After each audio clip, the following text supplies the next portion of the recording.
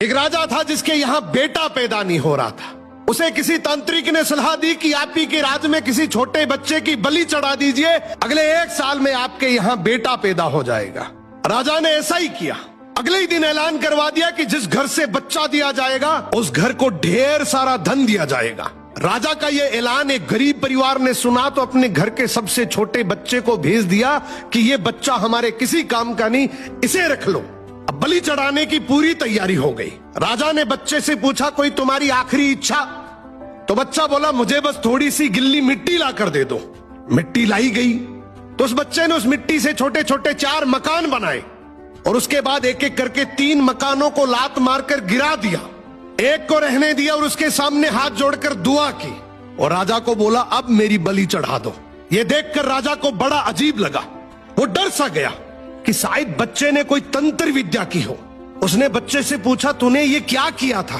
तो बच्चा बोला, पहला मकान गिराया जो मेरे माँ बाप का था, जिन्होंने सिर्फ पैसों के लिए मुझे बेच दिया।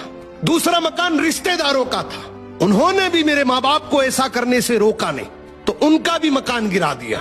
तीसरा, राजा जी आपका तो काम है लोगों की रक्षा करना, लेकिन आप भी अपने लालच के लिए रक्षक से भक्षक बन गए।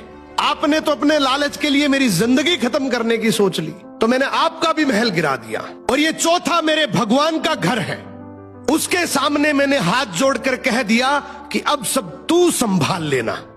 राजा ने बच्चे की बात सुनी तो आंखों में आंसू आ गए और गहराई से सोचा कि किसी हंसती खेलती जिंदगी को खत्म करके मुझे बेटा मिल भी गया तो मेरे किस काम का, क्योंकि मेरे राज में न्याय की भूल हो सकती है लेकिन उस ऊपर वाले की डायरी में गलती की कोई गुंजाइश नहीं है।